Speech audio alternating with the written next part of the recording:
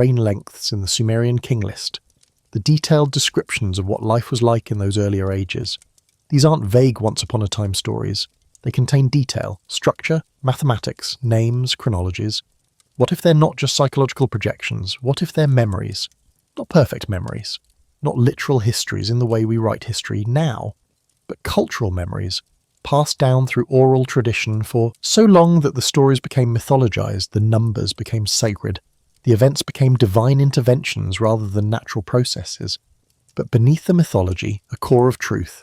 There were civilizations before the ones we know, and they ended. The geological record supports the possibility. Around 12,000 years ago, at the end of the last ice age, the world experienced dramatic climate change. Massive ice sheets that had covered North America and Europe for tens of thousands of years melted rapidly. Sea levels rose by over 300 feet. Coastlines where humans had likely lived for millennia were inundated.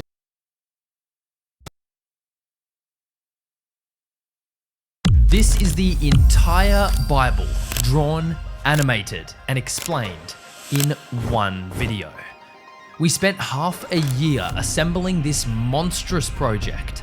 66 books, 1,189 chapters, 31,102 verses brought to life.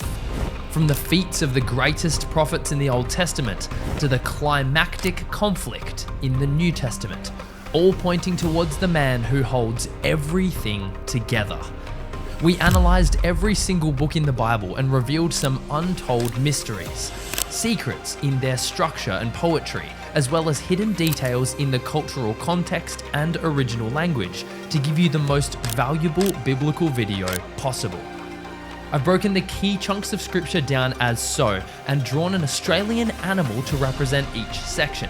This, along with many other memory hacks and tips, will help you memorize scripture faster than ever. I'm willing to bet that not a single person can get through this entire video without learning something new. Not one. 3 hours is not for the weak. Only the strong will make it to the end. Is that going to be you? Will you answer the call? We start with the book of Genesis, which introduces our three main characters we're going to follow throughout the whole Bible: God, God's people, and God's land. Now, you might not have considered these three to be the main characters of Scripture, but as we explore these books, you'll see how these three characters experience an epic intertwining story that unfolds beneath the very pages of Scripture. We get to watch as God's people and God's land are transformed over the millennia, all while God himself remains the same.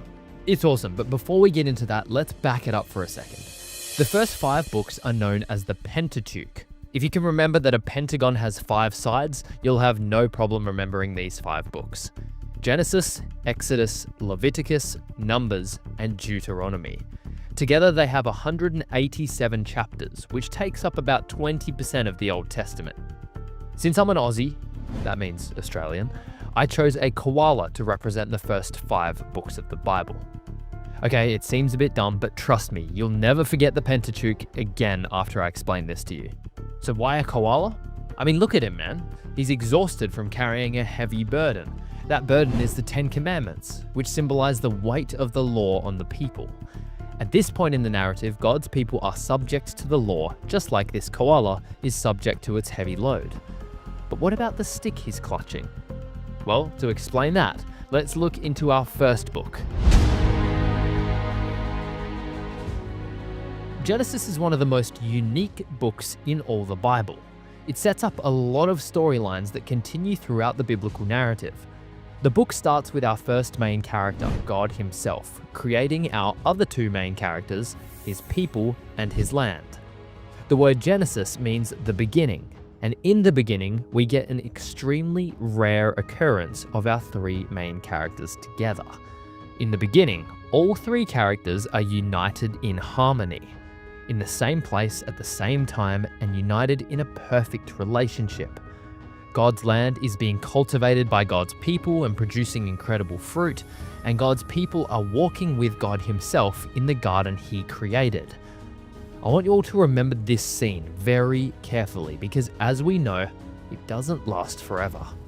Adam and Eve ate the forbidden fruit, sinning against God and bringing a curse upon the land they lived in. In just 3 chapters, the scene goes from perfect to broken. But within the brokenness, God promises that someday the 3 will be reunited through a seed. The seed of the woman, an individual who would restore the land, rescue God's people from their sin, and reunite them with their creator. And the story of Genesis pretty much follows that seed. They thought the promised seed was Cain, the son of Eve, but he killed his brother Abel and left the family.